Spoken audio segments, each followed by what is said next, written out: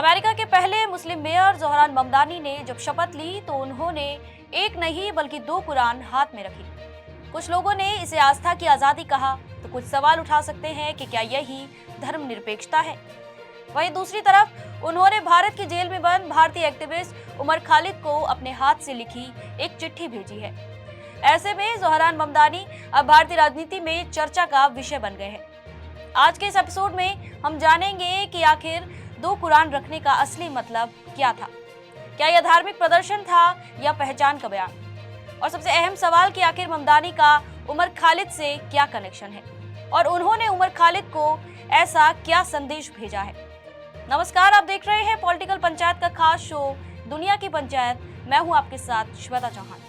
Zohran Mamdani ने 1 जनवरी को अमेरिकी शहर न्यूयॉर्क के पहले मुस्लिम मेयर के रूप में शपथ ली। तो कई लोगों के मन में ये सवाल उठा कि उनकी पत्नी ने 2 कुरान क्यों पकड़ रखी थी, जिस पर हाथ रखकर ममदानी ने शपथ ली।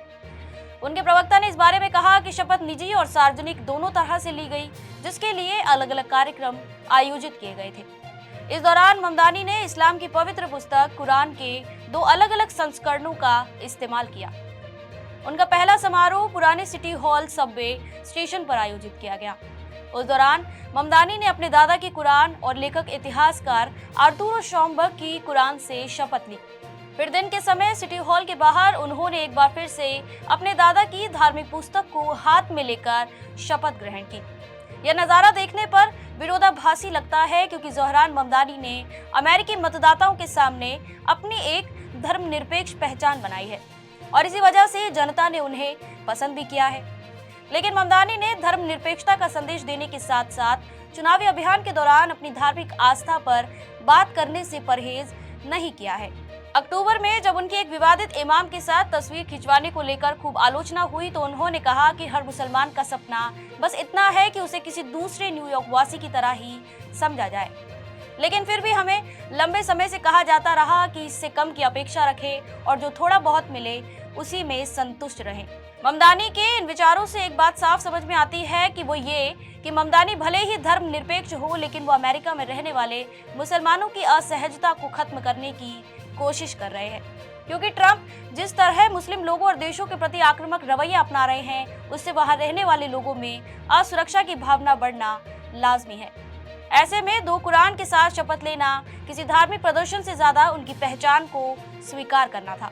ममदानी ने ना तो अपनी धार्मिक पहचान से इनकार किया और ना ही उसे थोपने की कोशिश की। यही बात इस पूरे घटनाक्रम को खास बनाती है। हालांकि सवाल जरूर उठाए जाएंगे कि क्या किसी जनप्रतिनिधि का इतनी स्पष्ट धार्मिक पहचान दिखाना सही है। लेकिन असल सवाल यह है कि सत्ता में आने के बाद फैसले कैसे लिए जाएंगे। अगर नीतियां सबके लिए समान हैं, अगर कानून किसी एक धर्म के पक्ष में नहीं झुकते, तो फिर शपथ के समय धार्मिक ग्रंथ रखना लोकतंत्र के लिए खतरा नहीं कहा जा सकता। अब बात करते हैं ममदानी की उमर खालिद को लिखी गई चिट्ठी और उनके भारतीय एक्टिविस्ट से कनेक्शन को लेकर। तो बता दें कि चिट्ठी में ममदानी ने लिखा कि प्रिय उमर, मैं अक्सर तुम्हारे उन शब्दों को याद करता हूँ जिनमें कड़वाहट को खुद पर हावी न होने देने की बात थी। तुम्हारे माता पिता से मिलकर खुशी हुई। हम सब तुम्हारे बारे में सोच रहे हैं।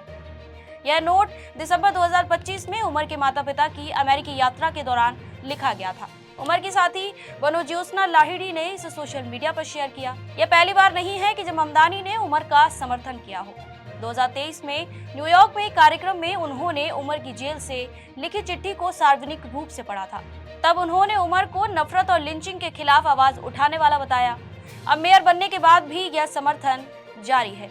अब सवाल जोहरान ममदानी की पहचान ये 2 कुरान का नहीं है, बल्कि सवाल है उमर खालिद का। एक ऐसा नाम जो भारत में आज भी जेल की सलाखों के पीछे है, जिसे लेकर भारत में राय 2 हिस्सों में बटी है। एक तरफ भारत में उमर खालिद को देशद्रोही के रूप में देखा जाता है, तो वहीं दूसरी तरफ उन्हें अभिव्यक्ति की आजादी की आवाज माना जाता है। जोहरान ममदानी का उमर खालिद को लिखा गया खत इसी अंतर्राष्ट्रीय नजरिए को दिखाता है, क्योंकि ममदानी के लिए उमर खालिद कोई आरोपी नहीं बल्कि नफरत और लिंचिंग के खिलाफ बोलने वाला एक एक्टिविस्ट है। लेकिन क्या किसी देश का निर्वाचित मेयर दूसरे देश के एक विवादित कैदी पर सार्वजनिक रूप से राय रखकर उस देश की आंतरिक राजनीति में दखल दे रहा है? आपकी इस मुद्दे पर क्या राय है, हमें कमेंट सेक्शन में जरूर बताएं। आप देख रहे थे पॉलिटिकल पंचायत।